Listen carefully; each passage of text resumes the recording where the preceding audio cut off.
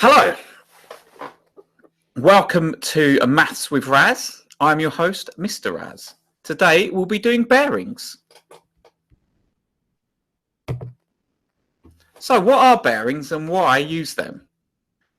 Well, simply put, I won't spend too long on this, but it's a way of communicating the location between two or more people. Yes, so where might we have this? Hopefully you've noticed the pictures and you can put two and two together. We have a lighthouse and a ship. Yeah, you might have a ship and a ship, or three ships. Well, it's important in that case to have a point of reference. Yeah, so when you're communicating location to one another, it's very important that you know what page the other person is speaking from. Yeah, so we need set rules, and those rules that I'm about to describe are known as bearings. So please, sir, what are these rules? You may be asking. Well, they're there. They're on the screen. So firstly, we measure from a north line. Secondly, we always measure clockwise. And thirdly, we state our results as three figures. So if we measured at a bearing of 7 degrees, we would state that as 007. So,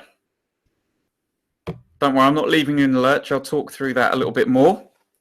So there's my two things, A and B. So I'm going to find the bearing of B from A. So we want to measure location of B from A.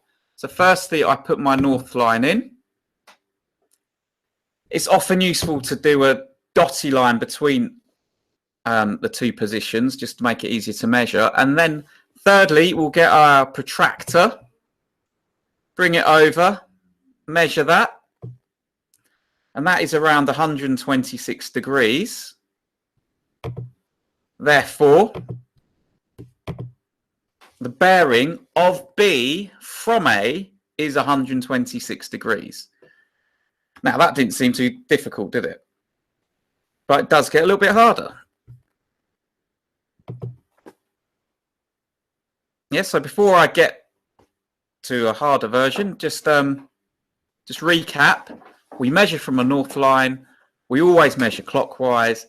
And we state our answer as three figures.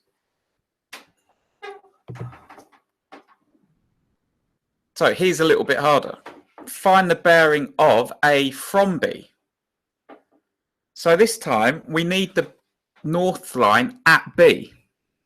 Yes, I've already got it drawn in there. Same would be the next step. Let's just put a dotted line between A and B to make it easier to see. And then we would measure from the north line. Now, so I get my protractor and I'm going to put it there. So if I'm measuring from the north line, I know already I have 180 degrees. So I have to add on to that 126 degrees, which will give me an answer of 306. Yeah, I haven't been overly clear there, but I'll be coming back to this shortly. The point is, you can, if you back your protractor techers, you can measure the angle quite often.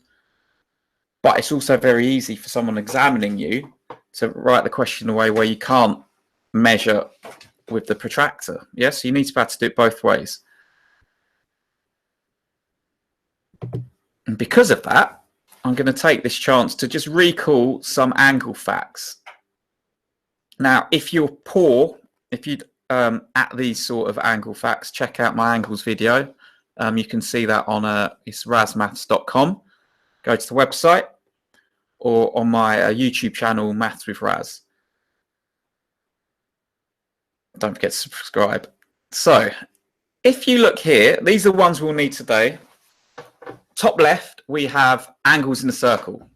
They add up to 360. I'm not going to labour that point. Second one, top right, we have the red and the green angle add up to 180. Those angles are allies. Hopefully you've seen that in history lessons, the allies. Yeah, so you're working together. So those two angles work together to give you 180 degrees. Yeah, the allies. That's what I'm calling them today. Bottom left, we have red and green adding up to give you 180 degrees. These are supplementary angles, very similar to the allies, but the allies is when we have a C angle. So you could think of it as a cozy cave, or a C angle, or the allies. And then the last one we have is the corresponding angles. Now, I've done a degree in maths. I've done a second degree in maths. I've done lots of maths. I struggle with these angles things. At this age, I wouldn't have been too good and too interested in it. So pretty much I'm learning it as you are here. So here, these corresponding angles are the F angles. You may have heard it that way at school. But what we're going to use, we'll use the term corresponding.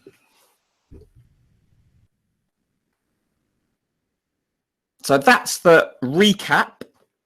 Jot down anything if you need to. Pause video and or rewind it, of course. Hey guys, I'm just going to interrupt. Let's take a break there, and I'll see you in part 2.